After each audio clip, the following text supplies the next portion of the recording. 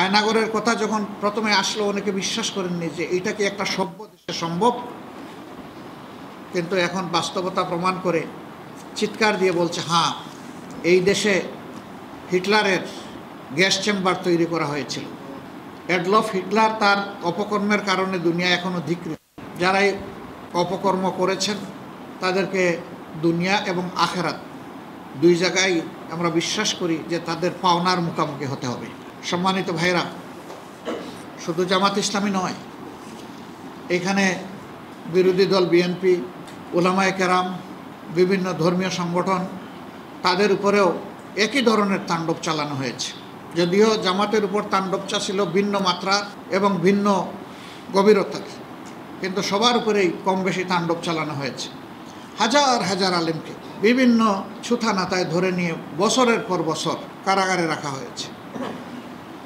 যখন আদালতে নেওয়া হতো, কাস্টডিতে চোখ পড়ত, বয়স্ক বিশিষ্ট উলামায়ে কেরামের পায়ে বেড়ি, হাতে হ্যান্ডকাপ, নিজেকে ধরে রাখা কঠিন হতো।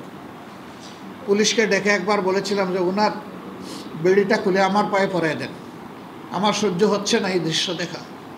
যারা কোরআন হাদিসের উস্তাদ, যাদের হাজার হাজার ছাত্রছাত্রী তাদের জন্য হাত তুলে দোয়া করে, আজকে তাদের পায়ে বেড়ি, এটা সহ্য করতে খুব কষ্ট হয়। এই অবস্থা গিয়েছে। শাপলা চত্বরে 2013 সালের 5 মে যা হয়েছে তা তৎকালীন সরকারের মন্ত্রীরা নিজের মুখে স্বীকার করেছে। বলেছে এসেছিল এক রাতে সাফ, এবং গর্ব করে এই কথাগুলো বলেছে। বারবার হুমকি দিত, বাড়াবাড়ি করলে শাপলা চত্বরের পরিণতি হবে। তাইলে পরিণতিটা কি তারা সেদিন করেছিল, তাদের কথার থেকে এটা পরিষ্কার। এটাও এক ধরনের গণহত্যা। একটা বংশকে পুরোপুরি শেষ করে দেওয়ার এই খায়েশ ছিল। আমরা এই সরকারের দুঃশাসনের 15.5 বৎসর আমাদেরকে রাস্তায় নামতে দেওয়া হয়নি। নতুন কালচার চালু করেছিল, তাদের অনুমতি নিয়ে তাদের বিরুদ্ধে মিছিল করতে হবে। হাস্যস্কর ব্যাপার। আমরা ওইটার তোয়াক্কা করি নাই প্রথম দিকে। আমরা আমাদের সামর্থ্য অনুযায়ী সকল অন্যায়েরই প্রতিবাদ করার চেষ্টা করেছি।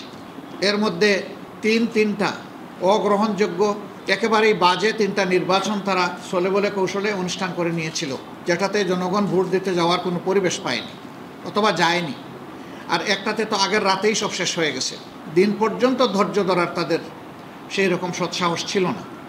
গরিব দেশের কিছু চতুর ধনী মানুষ জনগণের সম্পদ লুণ্ঠন করে, ব্যাংকগুলা ফুকলা করে দেশের বাইরে অর্থ নিয়ে গিয়েছে। এই অর্থ আপনার, এই অর্থ আমার, এই অর্থ 18 কোটি মানুষের। এদেরকে আইনের আওতায় এনে দুনিয়ার যেখানেই থাকুক এদেরকেও ফিরে আনতে হবে, অর্থও ফিরে আনতে হবে, এবং এই ক্ষেত্রে সবাইকে সোচ্চার ভূমিকা পালন করতে হবে। এদেরকে কোনোভাবেই ক্ষমা করা যায় না। এরা জাতির দুশ্মন, এরা ডাকাত, এরা লুঠেরা।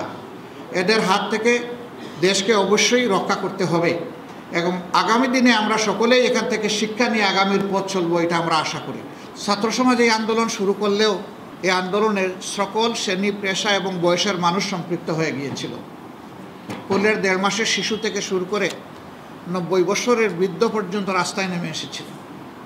মা তার 1.5 মাসের শিশুকে কোলে নিয়ে রাস্তায় এসেছিলেন। আপনারাই একজন প্রশ্ন করেছিলেন, এই ঝুঁকিপূর্ণ অবস্থায় এই কচি শিশুটাকে নিয়ে আপনি রাস্তায় কেন? উনি অত্যন্ত আত্মবিশ্বাসের সাথে জবাব দিয়েছিলেন সেদিন যে শিশু আমার কেবল একটা নয়, হাজারো মায়ের শিশু যেখানে অধিকার আদায়ের জন্য রাস্তায় নেমেছে। আমার আর বড় শিশু নাই, পাঠিয়ে দিতাম। আমার যেহেতু নাই, আমারটাই নিয়ে আমি নেমে এসেছি। আমিও তাদের সাথে একাকার হয়ে গিয়েছি। মহিলাদেরকে জিজ্ঞেস করা হয়েছে আপনি আসছেন কেন? বলে আমার ছেলেমেয়েরা যেখানে বুক পেতে দিয়েছে সেখানে আমি ঘরে বসে থাকতে পারি না, আমিও বুক পেতে দিতে চাই। এখানে সকল শ্রেণী, পেশার, বয়সের মানুষ সবাই নেমেছিল। রাজনৈতিক দলগুলা তাদের অবস্থান থেকে এই আন্দোলনকে সর্বাত্মক সমর্থন এবং সহযোগিতা দিয়েছিল, কিন্তু এই আন্দোলনের অগ্রভাগে ছিল আমাদের ছাত্র, তরুণ এবং যুবক সমাজ। আমি আজকে তাদেরকে অভিনন্দন জানাচ্ছি। এর আগেও আমি জানিয়েছি, আজকে আমাদের মজলিসে শুরার এই বিপ্লবোত্তর প্রথম অধিবেশনে বা গণঅভ্যুত্থানোত্তর প্রথম অধিবেশনে আমি আরেকবার তাদেরকে মোবারকবাদ জানাই, অভিনন্দন জানাই। এই অসাধ্য সফল করতে গিয়ে, সাধন করতে গিয়ে যারা দুনিয়া থেকে বিদায় নিয়েছে, বুলেট যাদের বুক ঝাঁঝরা করে মা থেকে আলাদা, বাবা থেকে আলাদা করে ফেলেছে চিরতরে, ভাইকে বোন থেকে নিয়ে গেছে, বোনকে ভাই থেকে নিয়ে গেছে, আমাদের যুবতী বোনদেরকে বিধবা বানিয়েছে, বাচ্চাদেরকে এতিম বানিয়েছে।